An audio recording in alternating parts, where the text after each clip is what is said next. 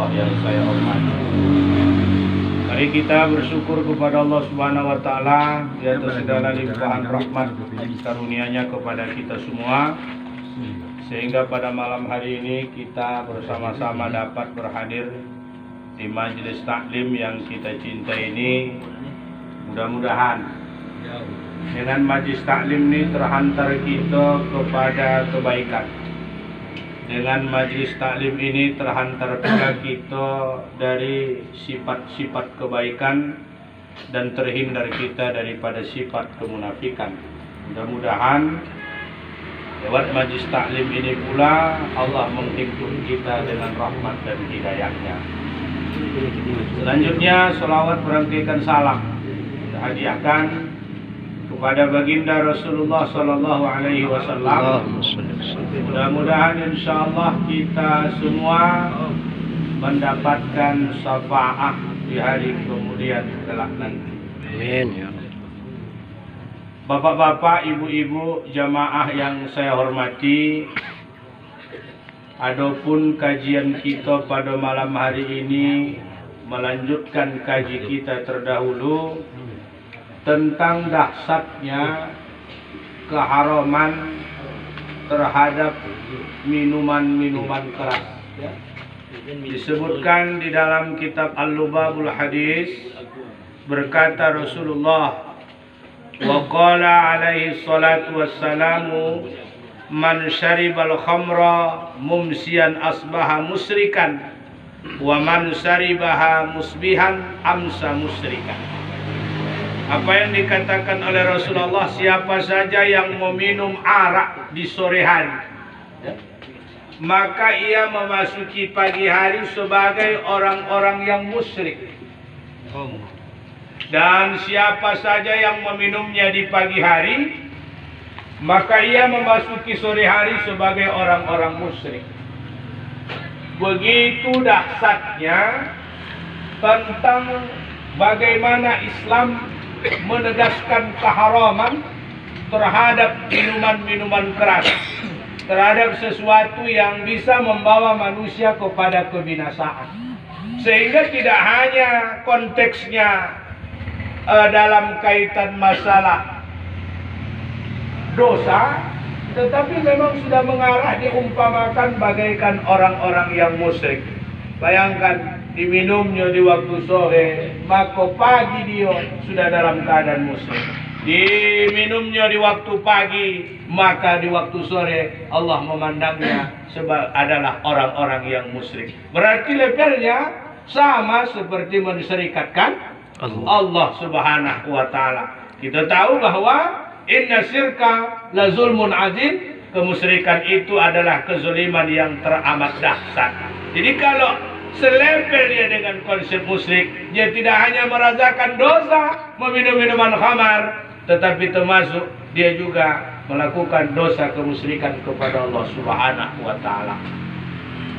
Kemudian dilanjutkan wabil jami'i, siapa saja di dalam kitab Al-Jami', wabil jami' dan pada kitab Jami', man syariba busqatan min khamrin, barang siapa saja yang setetesan ludah daripada khamar, artinya syai'an qalila biqadri ma yakhruju minal fammi minal musaqqa, sesuatu yang sedikit saja sekedar yang keluar dari mulut dengan seukuran sesuatu yang keluar dari mulut berupa ludah, walaupun dia hanya meminumnya seperti banyaknya meminum air, kan sedikit lah itu, ya?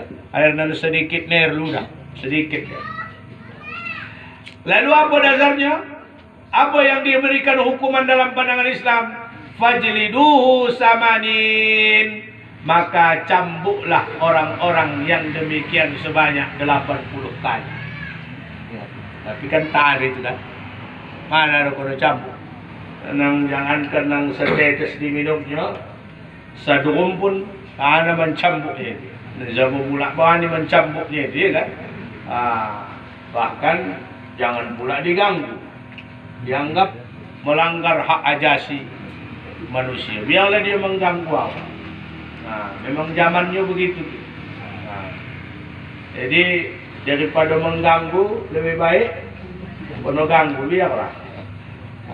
Tahankan, tak tahan lari awak boleh lah. Dan memang tak berlaku. Tapi kalau sudah tak berlaku hukum Allah di dunia, yakinlah di akhirat pasti berlaku. Kita akan. Di dunia ni pula kita nan kira-kira pertama patentengan. Di dunia ni lah. Bersilat lidah pun di dunia ni. Tapi kalau di hadapan Allah, mana renang bisa patenteng dan mana renang bisa bersilat lidah, ya kan? Manusia ni bisa kita tokoh-tokoh. Hadis dia manis di bibir, mengungkap kata. Malah kau tuduh akulah segala penyebab. Lagu Malaysia itu. Lagu itu. Lagu itu lah ya. Kalau di muka tak tampung manis, dia kan? Ada begitu kan? Di muka bapak boy. Kaulah segala-galanya, kaulah na hebatnya, kaulah nampaknya. Begitu di belakang dia tulen duk podong lagu boy. Itu dia. Jadi makanya dalam kaitan inilah kepada kita bahwasanya yakinlah hukum Allah ditegakkan di akhirat, andaikan tak ditegakkan di dunia. Dan setuar yang harus kita pahami, tak ada pun satu pun yang bisa luput dari pandangan dan penilaian Allah Subhanahu wa taala. Itu agak badung ni. Tak sedap. Hai pakai. Oh dah tak layak dipakai, singkir. Hai sama perlu. Tidak, tak badung dia. Oh tak badung.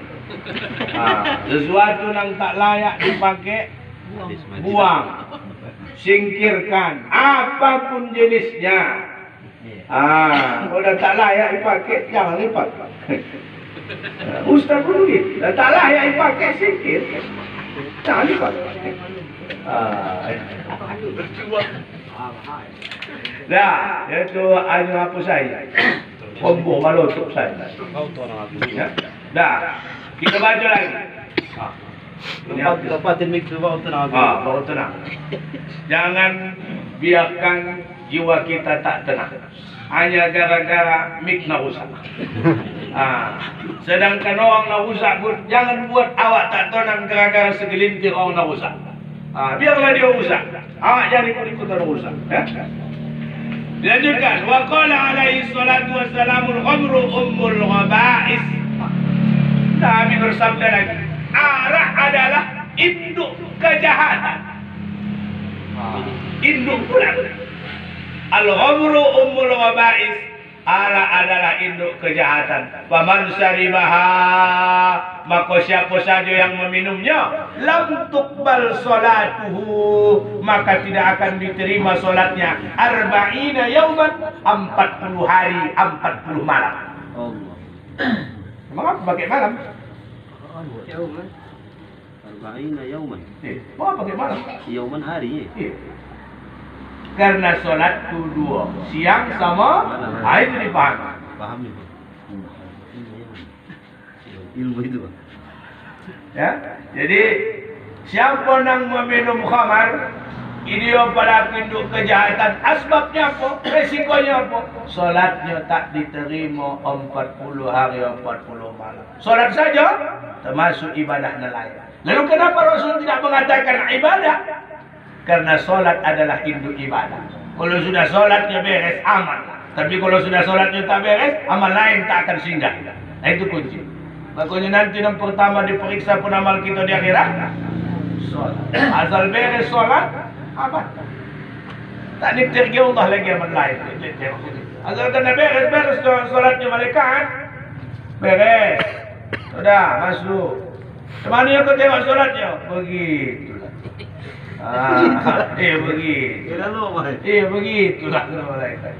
Kadang-kadang datang ke yang hatinya, solat dia, catatannya. Nah, kalau begitu, dah tak beresin. Amal lain pun tak mampu menutupi dia. Hassa sallallahu alaihi wasallam. As-salatu bi zikri li annaha afdalu ibadatil badan. Nabi SAW mengkhususkan sholat untuk disebutkan karena sesungguhnya sholat adalah ibadah badan yang paling utama. Ya? Makanya nanti dipertanggungjawabkan pada diri kita ni kan. Ada berapa anggota tubuh dan dipertanggungjawabkan? Ada berapa? Ada 7. Ada 7 anggota badan nanti yang akan dipertanggungjawabkan. Yang pertama, mata. Mata ni bakal dipertanggungjawabkan. Dari apa? Dari mungkin memandang sesuatu yang tidak disyariat. Yang kedua, hidung mencium sesuatu yang tak boleh dicium.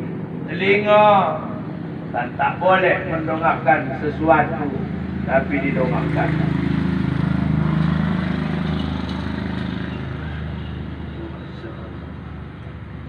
Kemudian apa lagi? Pikiran. Apa lagi? Tangan. Apa lagi? Kaki. Yang terakhir apa? Lisan. Lisan ni kalau elok akibatnya. Kalau buruk lagi. Memang lisan ni tak betulan. Tapi lebih tajam dari pisau silet. Lidahnya tanggung-tanggung merubah pikiran orang pun lewat lisan. Gerobahnya mention orang dengan kata-kata. Ingat, kemarin kan ada komentar. Pakaian itu tidak menjamin. Ya, orang pakaian membuka aurat pun tidak ada masalah. Abu Janda. Iya kan? Tak ada masalah. Yang mau disyarikan adalah otak. Itu kan boleh saja. Lisan. Sehingga orang terpengaruh dengan lisan ini. Berarti berpakaian pun tak apa. Tak apalah senonoh. Padahal itu kan sesuatu yang kira. Lisan ini dasar. Lisan ini luar biasa. Mempengaruhi. Makanya tengok motivator Mario Teguh. Hebat. Nah, lisannya mampu mensugesti orang. Sebaliknya, si Junah Janah pun begitu juga. Lisannya hebat juga. Mempengaruhi mindset orang, mempengaruhi pemikiran orang. Makanya pengaruh arak ini yang bahaya pun lisan. Merepet ini tak tentu ada. Orang yang mabuk karena arak yang tetap hidup apa? Mulutnya. Yang mulut, lisannya tetap tak mau berhenti. Kalau matanya dah Tak angkat. pokoknya dah tagak dah pun dipakai. Tak ingat juga. Lama-lama. Jadi ni pengaruh lisan ini luar biasa. Jadi makanya solat itu merupakan ibadah badan. Karena memang semua badan kita aktif ketika sholat. Kalau puasa mana malah semua badan. Ikut kaki puasa. Tidak. Mana ikut. Mulut yang tak bisa dirondam pakai air, tapi kaki bisa. Iya. Ya, sesekali dah tak lalu je rondam je kepala. Panas banget. Mana? Tapi salat bisa tidak anggota badan adunan tinggal dalam sholat? Tak bisa. Makanya solat itu adalah ibadah badan. Makanya risiko orang minum khamar tu hantam dia. Solatnya tak diterima selama 40 hari, 40 malam. Ya? Ini yang juga harus menjadi pemahaman agar insyaAllah kita selamat dan Allah jaga kita, Allah pelihara kita. Dan tentunya semua kita berharap kepada Allah.